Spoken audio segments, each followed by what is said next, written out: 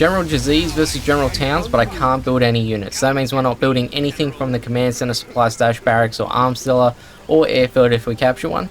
Rebel ambushes are allowed, and rocket troops and workers that spawn from tunnel networks and supply stashes are allowed too, because we're not actually building those. Okay, let's begin. So we've got a barracks that has been converted to a real one right now, and going for a fake supply stash as well. Doing that will mean that I can get my worker from building to building much faster as well. So when I make that conversion from fake supply stash to a real one, then that's how I'll get my next worker. And like I said, those workers are allowed. As long as I don't like build the unit from it, from its production building, we're good. So now that I've got 2 workers, it means I can get one to build up my arms dealer, and I got the other one that's going to continue to build up these fake supply stashes, and then we'll just keep converting them to real ones, so then I can generate the workers that way. Now, with the one building the arms dealer, my plan here is I want to get to a palace quickly. See, the palace is going to be my main line of defense, and if I can get the tunnel networks up, it means I can fill up that palace with rocket troops, and it'll be a very good defense starting off, especially against the laser tanks and the Comanches that fly by. So right now we're doing barrack scaffolds. What I'm doing, I'm just trying to clear out the hedges and the fencing as well. That way, when I do get my palace up and fill it up with the rocket troops, I'm going to have a clear shot on whatever vehicles that town sends my way. So going with that tunnel network next, going next to the palace as well. That way I've got some coverage against infantry as well, because sometimes he will send out rangers to attack me, and I just figure the extra defenses will be helpful, whether it's infantry, whether it's vehicles. Of course, it doesn't help with the aircraft. So for this battle, it can be kind of a slow burn because we have to wait on Towns' units to come to us. That way we can destroy those units and then generate the EXP to get to rank 3 with the Rebel Ambush and the Cash Bounty, or rank 5 if we want to go for Sneak Attack and Anthrax Bomb too. So we did get the tunnel network up.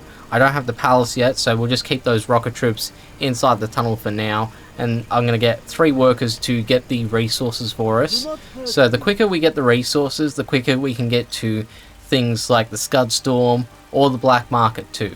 Black Markets are probably going to be more ideal here, that way we can generate the cash faster, and then eventually we could just start spamming out Scud Storms.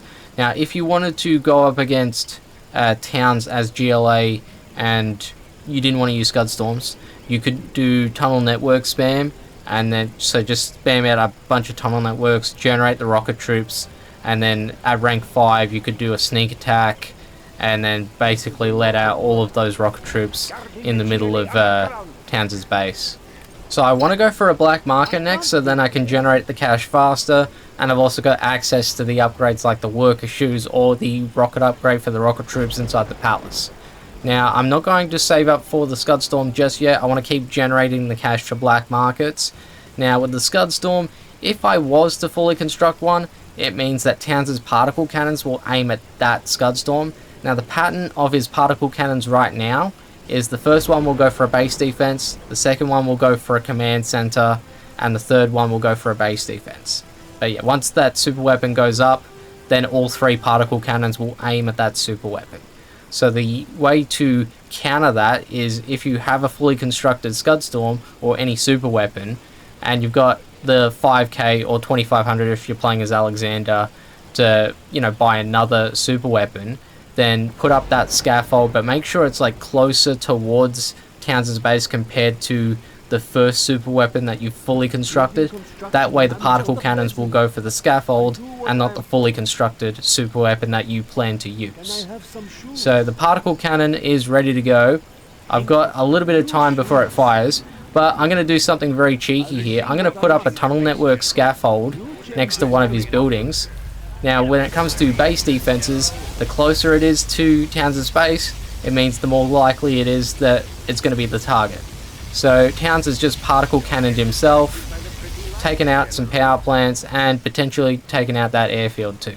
So the scaffold abuse trick inside Towns' base will work as any general. If you were to put the smaller base defenses like Gatling cannons or Patriots like right next to where the particle cannons are, then you could get the particle cannons to fire on themselves and then damage the particle cannons. And if Towns' aim is right, then you could actually make Towns destroy his own particle cannons. And then that way there's one less super weapon that will fire on you. Now right now I've done a command center scaffold here, so just like with the base defenses and the Scud Storm, I'm using scaffolds to bait out that particle cannon. Now the command center would have survived the particle cannon had it hit, but I didn't want to have to send one of my workers over to the command center to repair. So this way I can utilize all of my workers to just keep getting the resources or keep building whatever buildings I need to put up. So there's one more particle ready to go, and we're going to do the same thing. We're going to get a tunnel network scaffold, this time right next to the particle cannons. So this is going to be a particle cannon that will hit his own particle cannons plus other buildings like the barracks. And then we just cancel a building, we get our money back, and he's just, destroyed himself for us. And just so clear, you don't have to do scaffold abuse inside of Townsend's base in order to beat him. If you're doing a challenge run or if you're playing normally, you could just bait out those particle cannons if you set up your scaffolds a little bit ahead of your front line.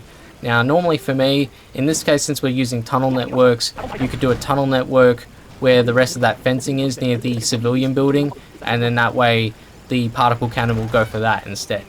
Now right now we're doing more black markets, again just generating the cash, but I'm also going for some stinger sites too, because there are Comanches that can attack from that direction too.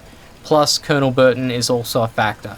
So Colonel Burton could sneak into our base and start detonating our buildings, and we don't want that. So particle cannons are ready to go again, and we're going to go for the tunnel network scaffold next to the power plant and the airfield. So goal there is to just destroy the airfield.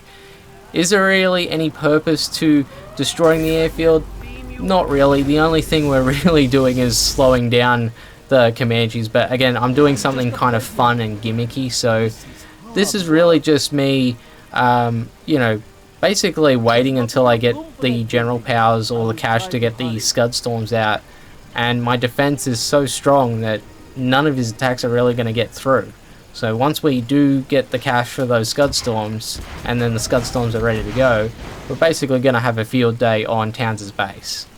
So at this point we're just going to continue to bait out those particle cannons with our command center or our base defenses. Couldn't quite get it with the command center that time, but we got workers to repair the damage to our actual command center. Meanwhile we're getting more black markets to generate the cash. Going to bait out that particle cannon there, so he's going to lose another airfield too, and going to go for the Scud Storm this time round. See, I got the cash and I got 4 black markets to play with, so I should be able to generate the cash to get another Scud Storm up by the time the next round of particle cannons is ready to go. That was my thought process at the time. Now, if I don't generate the cash in time for the next wave of particle cannons, I could always leave the Scud Storm at like 99%, and then that way the next wave will go for base defense, command center, base defense, rather than Scud Storm, Scud Storm, Scud Storm. So this time, going to go for our second Scud Storm, and I decided not to fully construct that Scud Storm. I wanted to just do another wave of base defense, command center, base defense, and then that way, once it's all over, I can have 2 Scud Storms for the price of 1. And I'll also have the cash to build up a Scud Storm scaffold, which will be the bait for the next wave of particle cannon strikes too. So it's pretty much smooth sailing from here. I don't really know why I keep baiting out this particle cannon with the command center scaffolds, but at this point we're just wasting cash. We can afford to take the damage and then repair it with our workers. Now I was going to go for Rebel Ambush, but I noticed the other particle cannon, so going to bait out that one first with the tunnel network scaffold. That's going to destroy some power plants as well as the airfield too, and now I can safely use the Rebel Ambush and see if I can capture some particle cannons. So that was the goal, but this was kind of wrong place, wrong time, because he had a bunch of rangers here that could pick off my rebels.